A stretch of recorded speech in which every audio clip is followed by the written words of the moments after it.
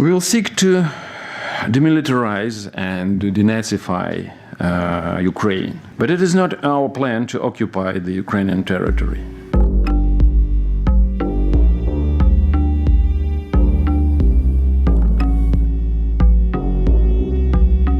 The main purpose of this operation is to protect people of Donetsk and Lugansk People's Republics, who for 80 years have been facing humiliation and genocide perpetrated by the Kiev regime. By the way, this genocide and this humiliation have been completely ignored by the United States, by the NATO member states, by the Western states who are now trying to sharply criticize Russia. We will seek to demilitarize and denazify Ukraine. The Nazification of this country has gone very far. And it is very demonstrative that every year Ukraine, along with the United States of America, is voting in the UN General Assembly against a resolution deploring glorification of Nazism, a resolution presented by Russia and like-minded states. Now in Ukraine, unfortunately, they glorify not the heroes who liberated Europe from Nazism, but Nazis' collaborationists. But it is not our plan to occupy the Ukrainian territory. We are acting also to defend Russia from the threats to our national security, coming from NATO's expansion to the Russian borders and military exploration of neighboring Ukraine to gain a military foothold on its territory. The problem is that in territories close to Russia, a hostile anti-Russia was taking shape.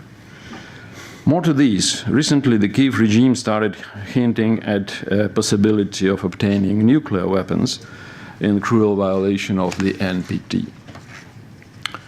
We act in accordance with the Article 51 of the United Nations Charter, with the permission of Russia's Federation Council, the upper house of our parliament, and in execution of the treaties of friendship and mutual assistance with Donetsk and Lugansk People's Republics. We presented to the United States and the NATO several fundamental proposals on ensuring European security, on legally binding guarantees of security in Europe. Regretfully, these proposals were ignored.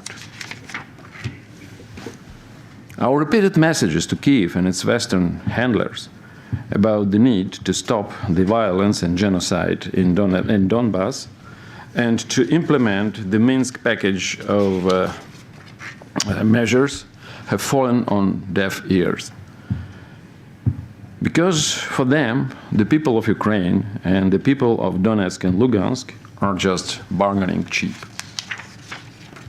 Even after Russia recognized the independence of these republics, the shelling on their soil by the Ukrainian armed forces not only didn't stop, but even intensified. Given these circumstances, a decision, a forced decision, as President Putin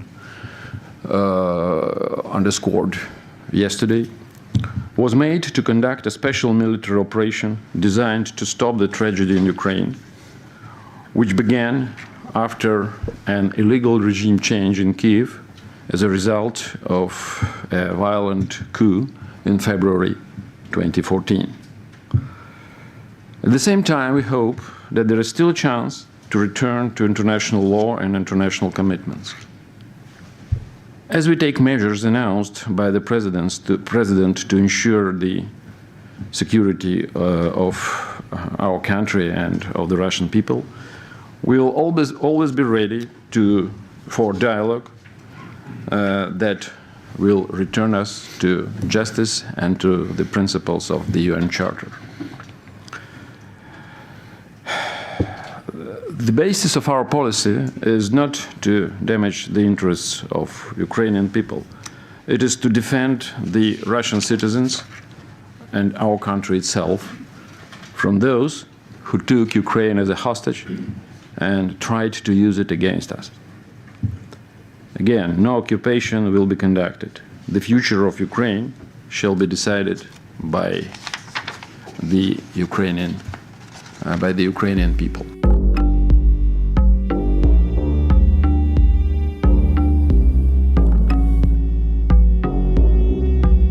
The purpose set by the United States with regard to the sanctions against Russia is actually not related to Ukraine or to any other concrete international issue. It is related to the US strategy to weaken Russia, as President Biden has just said while announcing sanctions or before announcing sanctions, the current package of sanctions.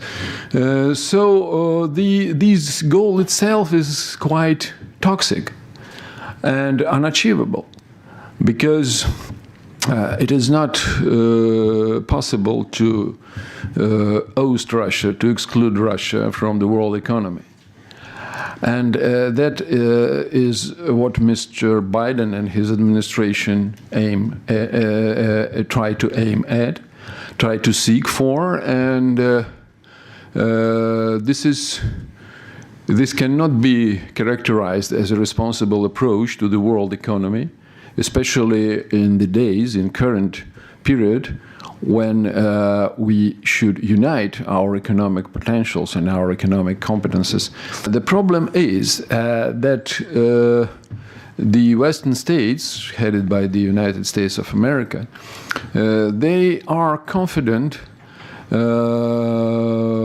in their exclusiveness, in their superiority, or what they call superiority, in their infallibility to punish, as they say again, to punish those who would not agree with their policy, who would seek their national interests independently. And this is the problem for not only for Russia, or rather than for Russia, this is a problem for the whole international community, because such a boorish behavior as to try to punish by sanctions those who dare pursue independent policy which would not necessarily coincide with the interests with the West. This kind of behavior, this kind of international behavior is irresponsible and is very dangerous,